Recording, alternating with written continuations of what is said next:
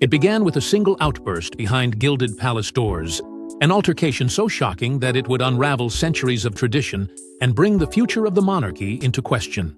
What unfolded in those echoing halls was not just a quarrel between children, but the unmasking of a truth the palace could no longer contain. Princess Charlotte, innocent yet burdened by the heavy weight of her bloodline, found herself face to face with Camilla's grandson in a moment that spiraled out of control. What started as words exchanged with sharpness ended in a clash that left Charlotte trembling, her tears staining the very fabric of Windsor's quiet order. Witnesses recall her cries reverberating down the long marbled corridors, cutting through the silence like a warning bell. The staff, those who have seen decades of royal disputes hidden behind polished smiles, froze in disbelief. They knew children often fought, but this was different. There was venom in the exchange, a battle not of toys or teasing, but of entitlement and belonging. Every sharp word carried undertones of rivalry, as if Charlotte herself represented the living continuation of Diana's bloodline, while Camilla's grandson embodied the crown's new and uneasy compromise. In that single altercation, the symbolic fracture between William's family and Camilla's clan was laid bare, as visible as the tears rolling down Charlotte's cheeks. Inside whispers began immediately. Senior aides exchanged glances heavy with meaning. Murmurs trickled through locked doors, and the realization settled in. This was not an isolated moment. This was the eruption of something long buried. Could the monarchy survive when its very heirs turned against each other so openly? Those present spoke of an invisible line being crossed, one that no royal decree could erase. The palace, which thrived on appearances, had just been stripped of its most important armor. But it wasn't only the staff who felt the chill. As Charlotte's sobs grew louder, a summons was sent. William, who had been in another wing of the palace, was called to the scene. And when he arrived, he was not just a father rushing to comfort his daughter. He was the heir to the throne, a man watching history repeat itself in new and devastating ways. His eyes fixed on Charlotte's shaken form, her sobbing interrupted by the fragments of what had been said to her, and the fury rose within him. Diana's lessons, the pain of his own youth, the fractures that had never healed, all of it converged. In that single instant, those around him felt the change in the air. William's expression hardened, his shoulders squared, and the temperature of the room dropped. He had tolerated much for the sake of unity, but as he saw his daughter's distress, a decision began to form, one that would alter the course of the monarchy itself. The fight had left bruises deeper than anyone could see, bruises that touched the very heart of succession, loyalty, and legacy. This was no ordinary quarrel between children. It was the opening salvo of a battle that would shake the crown. But what seemed like a childish quarrel was only the spark that came next, that would send tremors through the entire royal family. For years, William had tolerated tension for the sake of stability. But this time, the prince reached his breaking point. He had grown used to swallowing grievances, to shouldering the heavy burden of compromise, believing that peace was sometimes bought with silence. Yet when he saw his daughter's tears, Charlotte trembling after the confrontation with Camilla's grandson, the dam inside him cracked. The boyish figure who once walked behind his mother's coffin was now a man with a crown in waiting, and every memory of Diana's whispered warnings came rushing back. His mother had taught him to guard the innocence of his children fiercely, for she knew too well how the monarchy could consume those too young to protect themselves. That night, William's protective instincts surged with a force he could no longer suppress. He confronted Camilla in a private room, the air thick with hostility. His words came low at first, sharp with control, but soon his voice cracked with rage. "No more," he thundered. "Not when it's my daughter." Camilla, used to William's restraint, was stunned by his fury. She countered with defenses about family unity, but William's eyes burned with a truth she could not deny. This was no longer about petty squabbles. It was about the soul of the monarchy itself. To him, Charlotte represented the pure bloodline of Diana, of Windsor, of the rightful heirs. Camilla's grandson, by contrast, symbolized something entirely different from titles granted by marriage, a legacy that was never meant to intertwine with the throne. The clash was more than personal. It was existential.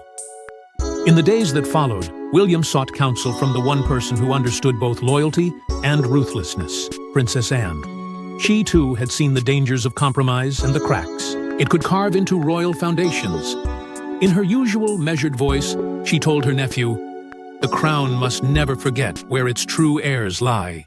Her words were not advice alone. They were a reminder of the monarchy's unspoken creed. It echoed in William's mind as he weighed his next steps. He knew then that this was no fleeting anger. It was destiny pulling him toward a decision he could no longer avoid. Outwardly, William projected calm. He smiled at public engagements, bowed his head in solemn ceremonies, and carried himself with the grace expected of a future king. But behind closed doors, his resolve hardened into steel. Those closest to him sensed the change his measured. Words were laced with finality, his silence more dangerous than any outburst. It was clear. William was preparing to strike at the heart of Camilla's influence. The palace, so accustomed to compromise, had never seen him so unyielding. And in that unshakable resolve lay the truth of what was to come. For William had already made up his mind. Camilla's grandson could no longer hold the title he bore. It was not cruelty that drove him, but necessity, the need to draw a line between Diana's heirs and those who sought to ride upon the monarchy's fragile power. And yet, stripping a royal title was no ordinary act. It required unveiling secrets the monarchy had buried for decades. The ghost of Diana hovered over the palace that night, reminding William of the true battle at hand. Her presence, though unseen, weighed heavily on his thoughts, guiding him like a silent guardian in the shadows. He could almost hear her voice, warning him of the manipulation that always seeped through the walls of the monarchy, a reminder of how appearances masked deeper betrayals. For William, this wasn't just about a quarrel between children. It was about protecting the sanctity of a legacy Diana had fought to preserve. He knew her greatest fear had been that her grandchildren would one day be forced to navigate the same suffocating labyrinth of deceit she had endured. And now, staring at Charlotte's tear-streaked face, William realized Diana's warnings had come full circle. From the beginning, Diana had believed her lineage should remain unbroken, untainted by interference. Her conviction was clear. Her grandchildren deserved to inherit the crown without being overshadowed by outsiders whose only claim came through marriage. This was not prejudice, but protection, an instinct sharpened by the pain of betrayal she had endured. For William, the fight with Camilla's grandson became a symbolic affront to that vision. It was not just a family dispute, it was a direct challenge to the belief Diana had carried to her grave. Every sharp word spoken against Charlotte echoed louder because it threatened to diminish Diana's bloodline, the one pure thread running through the monarchy's fragile fabric. Among the treasures Diana left behind were two symbols that spoke louder than any decree: a tiara and a series of letters meant for her grandchildren. The tiara, once worn with grace in the face of relentless scrutiny, was a reminder that even under fire, Diana had never bowed to those who sought to diminish her. The letters, carefully penned and preserved, carried messages of love and warnings, of caution, urging her children and grandchildren to stand firm against manipulation. For William, handing those letters to Charlotte had been a moment of pride, but also a burden. They were not just heirlooms. They were instructions from the grave, an unbroken bond between mother and son, grandmother and child. And in those words, William found the strength to act. Camilla's grandson, though still young, embodied a dangerous possibility: the intrusion of another bloodline into Diana's carefully safeguarded legacy. To William, this was not about punishing a boy. It was about halting the ambitions that had been woven around him. Diana's voice rose in his memory, louder with every thought, urging him not to falter. And the more William replayed that night's events, the more he saw the confrontation not as an isolated dispute, but as a warning. If he allowed this to pass, the crown would slip further from the path Diana had envisioned. And then came the memory that pierced him deepest. William was once again that young boy, walking behind his mother's coffin on that mournful day, his heart pounding with grief and anger. In silence, he had made a vow that few ever heard, that when his time came, his children would never be left unprotected, never abandoned to the merciless currents of palace politics. That vow now echoed louder than ever. Diana's shadow was no longer a memory, but a guiding hand, pushing him toward a choice he could not avoid. But the deeper William leaned into Diana's shadow, the more he uncovered Camilla's secret ambitions. Behind her polite smiles and carefully staged appearances, Camilla had long been accused of plotting her family's rise to power. For years, whispers trailed behind her like a shadow, murmurs that she wasn't content with the crown merely resting on her own head, that she wanted her bloodline secured within the monarchy's heart. At garden parties, state dinners, and even hushed meetings in Windsor's chambers, the same speculation persisted. Camilla was maneuvering, ensuring her grandchildren stepped into spaces far greater than their place entitled them. To the public eye, they were harmless children, but inside the palace, they were seen as pawns in a game that threatened to redefine the future of the crown itself. The rumors were not without fuel. Staff who had served through the reign of Elizabeth and beyond recalled moments where Camilla, subtly yet persistently, pressed for her grandchildren to be given privileges reserved for the monarch's direct heirs. Playdates that looked innocent were carefully staged alongside official royal events, seating arrangements that placed her grandson closer to the throne than tradition dictated, appearances that blurred the line between courtesy and claim. What began as whispers soon hardened into suspicion. Camilla wanted more than respect. She wanted permanence. Then came the discovery of confidential letters. Quietly passed through trusted hands, they revealed a startling vision. Camilla had written of a future where her grandson, polished and prepared, could serve as one of the royal faces of the monarchy. To some, it seemed a harmless wish of a proud grandmother. To others, it was a direct assault on the line of succession itself, a veiled attempt to blur the crown's blood inheritance with a family tethered to it by marriage. These revelations turned suspicion into alarm. What once seemed like idle gossip was now evidence of a carefully woven plan. Within the palace walls, whispers turned to warnings.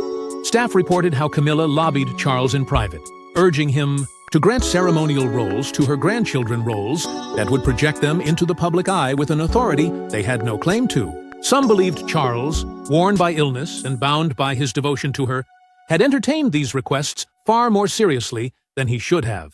And in that fragile allowance, Camilla saw opportunity. It was during a midnight briefing that William first heard the full extent of these moves. The reports were laid before him like a dagger wrapped in silk, soft in delivery, deadly in meaning. Every detail confirmed what he had feared since Charlotte's confrontation. The palace fight had not been a random quarrel between children. It had been the inevitable collision of two legacies, Diana's bloodline against Camilla's ambitions. The altercation was not the root, but the symptom of a larger scheme that had been growing in silence for years. And in that moment, William's hesitation hardened into purpose. He realized the crown could not survive half-bound to loyalty and half-bound to ambition. The legacy of his mother, the safety of his children, and the purity of succession demanded action. He would no longer allow Camilla's quiet maneuvers to reshape the monarchy in her family's favor. And so, William decided he had to act not just as a father, but as the heir who would one day wear the crown. The palace lights burned late into the night as William gathered his allies for a meeting that would change royal history. The corridors of Windsor were silent, but inside one room, tension pressed against every wall. Around a polished table sat Princess Anne, Prince Edward, and a handful of the most trusted advisors, each aware that what was about to be discussed could shatter the monarchy's fragile balance. William's face, set and unyielding, told them all that he had come not for speculation, but for a decision that would alter the crown forever. The air was heavy, every breath measured, as silence lingered before the storm began. It was Anne who broke it. Her voice, sharp but steady, cut through the quiet. She had always been a woman of duty, loyal to the institution, yet unafraid to face uncomfortable truths. Looking directly at William, she warned, "If you do this, there's no going back." Her words carried the weight of history, of battles fought and scars carried by the monarchy itself. To strip a title was not only to punish it, was to send a message that could divide the family and redefine succession in a way no royal act had done in decades. Still, beneath her stern warning, there was an unspoken acknowledgement that she understood why William was ready to act. Edward, quieter by nature, hesitated before adding his voice. He reminded them of Queen Elizabeth's final wish, that unity must always guide the crown, that the family must never let division destroy the foundation she had spent her life preserving. His words carried a somber weight, invoking the late queen as though her spirit sat among them. "The world sees us fractured enough," he said softly. "If we tear ourselves further apart, the monarchy itself may not survive." The room fell into silence again, the echo of his warning thick with consequence. But William would not bend. His eyes, darkened with resolve, flashed as he countered with words that silenced even his most cautious advisers. Unity cannot be built on deception. If the monarchy is to stand, it must stand on truth. My mother's legacy, my children's future, none of it can be safeguarded while ambition is allowed to masquerade as entitlement. His voice cracked with conviction, not weakness, a sound that carried both the fury of a son and the determination of a future king. Those around him could feel it. This was no passing anger. This was a line drawn in stone. The debate raged on, whispers turning to sharp exchanges, until at last, the silence returned not as hesitation, but as consensus. One by one, those seated around the table nodded in solemn agreement. The final decision, grim yet inevitable, was reached. Camilla's grandson would be stripped of his royal title. It was a verdict not taken lightly, but seen as necessary to preserve the monarchy's soul. For William, it was not only about protection, it was about reclaiming the integrity of the crown, ensuring that Diana's bloodline remained untarnished. But when the council's verdict reached Camilla, her reaction was nothing short of explosive. The queen consort erupted, her fury shaking the palace walls. She saw this as not only an attack on her family, but on her crown itself. The moment the verdict was relayed to her, Camilla stormed into the chamber where William stood, aides trailing nervously behind. For years, she had endured whispers, skepticism, and icy glances, but never had her authority been challenged so openly. Her voice rang out with a venom that startled even those who had grown used to her temper. She accused William of betrayal, of tearing apart the fragile unity that Charles had begged them to preserve. And when her words reached their sharpest edge, she spat, "You dishonor the king and me." William did not flinch. His face remained cold, his stance unshaken, and his reply was a dagger cloaked in calm. "I protect the crown, not your ambition." The words fell heavy, chilling everyone in the room. They were not shouted at, but spoken with the icy authority of a man who knew his duty and would not bend, not even for the queen consort herself. Camilla's face flushed with rage, her hands trembling, her voice cracking as she launched into another tirade. But for every accusation she hurled, William's silence weighed heavier, stripping her anger of its power. Tears soon mixed with her fury, a sign not of weakness but of desperation. She slammed her hands on the table, her voice breaking into something almost unrecognizable, a plea disguised as rage. And then, in one final eruption, she turned and slammed the door behind her, the sound echoing through Windsor like a shot fired in the dark. It was a moment no one would forget, for it was not only a clash of words, but the symbolic collision of two dynasties, Diana's legacy and Camilla's ambition, colliding in the heir's own home. And what of Charles? The king remained in his private chambers, consumed by illness, his silence more deafening than any outburst. He had no strength to intervene, no voice to calm the storm. Those who once looked to him for resolution now realized the painful truth. The crown's weight had shifted. In that silence, William stood taller, and Camilla stood alone. The palace itself seemed to fracture in the aftermath. Staff whispered, in hushed corners, divided between loyalty to the man who would be king and sympathy for the queen consort who had been humiliated. Some believed William's actions were righteous. Others whispered that he had gone too far. But none could deny that history was being rewritten before their eyes, and that the palace had become a battlefield where allegiances were tested in fire. Yet as the shouting subsided, William prepared the official decree, an announcement that would ripple far beyond the palace gates. The world awoke to headlines that shattered expectations. William had stripped Camilla's grandson of his royal title. What had begun as whispers within palace walls was suddenly splashed across front pages in bold, unforgiving letters. Outside Buckingham, cameras flashed relentlessly as reporters shouted questions into the cold morning air, desperate to capture the reaction of a nation stunned by the heir's decisive move. News anchors spoke with urgency, framing the event as not just a family dispute, but a defining moment for the monarchy's future. For the first time in years, William stood not only as a prince, but as a figure reshaping history before the eyes of millions. The public response was immediate and overwhelming. Crowds gathered outside royal palaces not to protest, but to applaud. Many hailed William as the defender of Diana's bloodline, the son who had finally acted on the lessons his mother had left behind. They saw Charlotte not as a child caught in scandal, but as a symbol of continuity, the rightful heir shielded from manipulation. Letters poured in, some addressed directly to William, praising him for his courage to draw a line where others had faltered. In pubs, on radio stations, and in town squares, the talk was unanimous. William had done what was necessary to protect the crown from being compromised.